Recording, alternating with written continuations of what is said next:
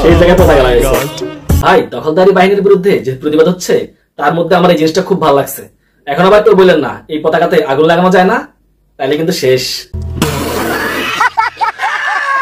Hello বন্ধুরা, আজকে আপনারা দেখবেন ফিলিস্তিনি মানুষের সাথে ঘটে যাওয়া কিছু হৃদয় বিতরক ঘটনা এবং আমাদের বাংলাদেশের মানুষের কিছু রিয়েকশন। তো চলুন ভিডিওটি শুরু করা যাক। যখন সকালে উঠে তখন অ্যালার্মে উঠে না, ওদের অ্যালার্ম হচ্ছে বম্বিং। কালকে একটা দৃশ্য দেখলাম, বম্বিং এর কারণে শিশুরা বা নারীরা 100 মিটার পর্যন্ত উপরে উঠে চলে গিয়েছে। এরকম ধরনের গণহত্যা বিশ্বব্যাপী সাপোর্ট কিভাবে করে? shame on UN and shame on UNICEF, যারা এই ধরনের অর্গানাইজেশন থেকেও আমাদেরকে কোনো ধরনের হিউম্যান রাইটস আজ পর্যন্ত প্রোটেক্ট করতে পারে নাই। shame on them। ভাই দেখবেন ইতিহাসের পাতায় সব দূরে লেখা থাকবে যে শিক্ষিত মানুষের কতটা নির্মম এবং বর্বর হতে পারে, কতটা হৃদয় বিদারক।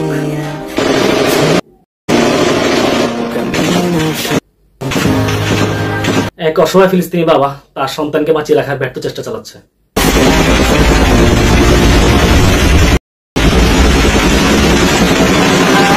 এই সুন্দর পাখিটা হয়তো জানে না কিছুক্ষণ পর তাদের সাথে কি হতে যাচ্ছে, তাই তো এত মিষ্টি সুন্দর হাসি।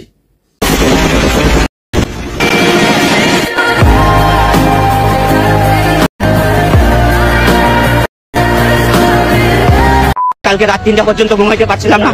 আমার তো টাচ মোবাইল নাই। আমার ছেলের মোবাইলকে বললাম যে বাবা তুমি একটু ফিলিস্তিনের খবরটা দাও তো।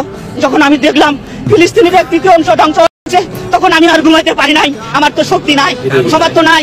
এই ইসরায়েলের নেতানিয়াহু ঘৃণা জানাচ্ছি। যদি কাছে পাইতাম তাহলে আমি নিজেও শহীদ হইতাম এবং তাদেরকেও শহীদ করার মতো কলাকৌশল তৈরি করতাম। চাচা, এটা শুধু আপনার ইমোশন না, এই বিশ্বের 200 কোটি মানুষের ইমোশন।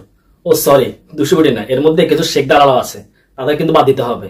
আর আপনারা যদি শেখ দালালদের নাম জানেন তাহলে অবশ্যই মেনশন করবেন।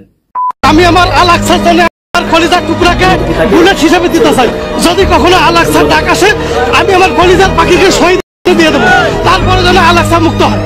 দেখেন ভাই, এটা হচ্ছে মানুষ যারা ফিলিস্তিনি মানুষের জন্য নিজের জীবন তো দিবেই দিবে এবং সন্তানের জীবনটা উৎসর্গ করতে রাজি আছে।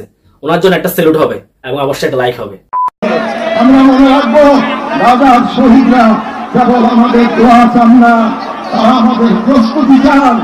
তো বন্ধুরা, আজকের মতো এখানে শেষ করছি। ভিডিওতে একটা লাইক দিয়ে শেয়ার করে দিবেন যাতে আমাদের অন্য ভাইরা এই ভিডিওটি দেখতে পারে এবং যদি সম্ভব হয় আমাদের চ্যানেলটি সাবস্ক্রাইব করে দিবেন। ধন্যবাদ।